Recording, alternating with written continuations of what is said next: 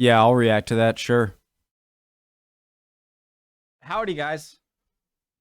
All right, preemptive like Tom Scott, awesome channel. He has a bunch of I love his like 5 minute, 10 minute civil engineering videos. I love them. Awesome channel. Preemptive like 5 things you can't do on British television. Let's go. My name's Connor. What have I said? Original link to the video, top of the description. Below that, link to the Discord. Click on it, send you right over there. Would love to have you go. I grew up in the age of linear television, when most people in Britain had a choice of only 4 or 5 channels, and when a lot of the nation watched the same shows at the same time. And when a medium has that much power, it gets regulated heavily. Some of those regulations are sensible, and some do sound a bit strange if you've never heard of them before.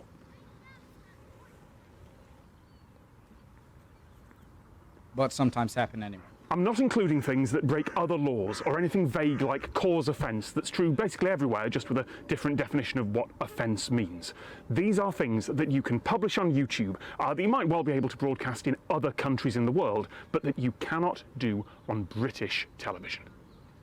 Any demonstrations of hypnosis on stage must be licensed, and that's still true. The fine for unlicensed stage hypnosis can be £1,000. Local councils still regulate Cold that. War. Because back in the 50s, that was a concern. Hypnosis was a bit scary, to the point where there was a glut of low-budget horror movies about hypnotic possession. So stage hypnosis was licensed, and television hypnosis was banned. Now, these days, that regulation isn't there because they're worried about some evil hypnotist taking over the world through the television. Making you communist. That was a plot point in terrifying 90s kid show The Demon Headmaster, although let's just say that child actors have got a bit better direction in the years since then. I don't get it. I really do not get it. But better safe than sorry. If you did broadcast a hypnotic induction to millions of people, then the chances are that someone is going to believe that it's done them some damage. Except you can absolutely get away with that if you're careful. In 2009, illusionist Darren Brown performed a stunt in which he played out a subliminal film, which he claimed would make some of the folks watching feel like they were stuck to their chair. He also said, "The film is not effective at a lower resolution, so if it gets posted on the internet, it won't work." Which is ludicrous. British television was low bitrate, standard definition digital by then anyway. Those are lies. But they're a magician's lies, so they're part of the show. Find yourself stuck, part of the locked, show. glued, gelled, cemented, bonded, fused. That's a textbook hypnotic induction technique. I mean that literally. I checked a hypnosis textbook, and there's almost 2 minutes of it, complete with slow eye contact zoom. But he didn't say it was hypnosis. He never claimed to be hypnotising people. He's just influencing with some words and some wavy lines. And there were only 5 complaints about it to the regulator, who didn't investigate. But officially and legally, you can't try to hypnotise people over the air. There's a list of sporting events defined by Parliament that must be available on free-to-air television. This goes back to 1996, when paid television channels, satellite and cable, were becoming a thing in Britain. Those services had a lot of money, and in theory, they could outbid the free-to-air channels for things like the Olympics and Wimbledon and football and rugby cup finals and some horse racing. So Parliament put a law in place. Pay-for television services cannot broadcast any of those unless the rights are also available at a fair price to free-to-air channels. Although it also works the other way. Free-to-air channels Wait, so if they got the rights, would that mean you'd have to pay for it and watch the Olympic commercials? can't lock up exclusive rights either, because that would be unfair to the paid. Look, it's complicated and it's messy, and there are all sorts of rules to try and establish some sort of level playing field while also making sure that the World Cup final doesn't go pay-per-view. Okay. Incidentally, while I was researching this, I found that other European countries have a similar list of events, and there are some wonderful national stereotypes in there. Austria, World Nordic Skiing Championships; Finland, the Ice Hockey World Championships; and Ireland, the hurling finals. This all makes sense. Governments do not want events of national cultural importance, and those sporting events are that. They don't want those events to become irrelevant because they're only available to people who can pay. That makes sense. That's not in the modern sense of fake news, Fake although news. the regulations say reporting does have to be neutral over here as well, but fake news in the War of the Worlds radio broadcast sense. You can't risk someone flipping through channels only to land on your fictional news story and think there's been some disaster. You can see this in action in Crisis Command, a brilliant and... Oh, what's his name? War of the Worlds. Really famous name. What was his name? Okay, so it can't just be like a twist on a... So it's not like a twist on a story that might be fake or whatever. It has to be like a completely faux. Ahead of its time show from 2004, where three people are asked to deal with a fictional crisis as if they were government ministers. The story plays out through fictional news broadcasts that use actual BBC reporters and actual BBC newsrooms. Britain is under attack. So, to get around the rule, the footage is always shown in context, never full screen. There's always someone else in frame or walking through the shot sometimes. And the same happens in drama shows. A news report about the end of the world must always be in context.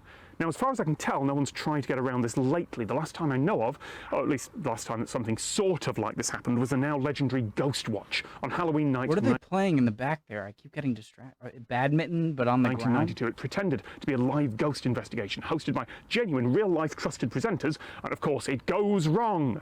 Now, it was introduced in context. Screen One presents an unusual and sometimes disturbing film. But if you missed that context, well, it was a clever show. It knew how to use and misuse the medium, and it scared quite a lot of people, and it influenced a generation of writers and producers. Not technically news, though.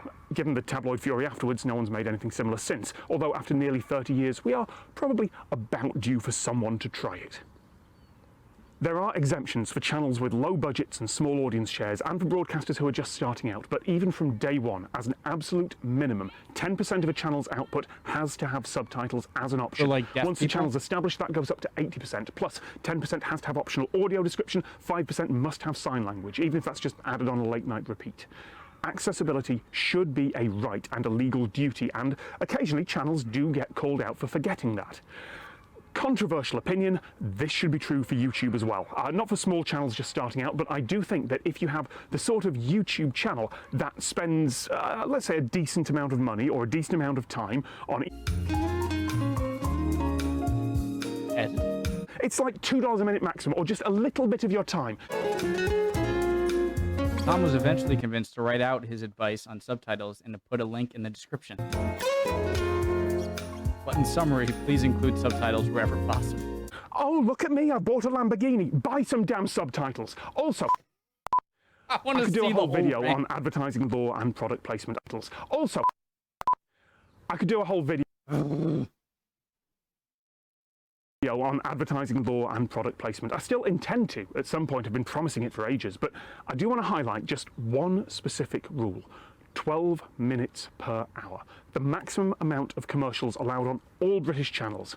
For some of the older channels, it's even less. It's 7 or 8 minutes per hour. And that's it.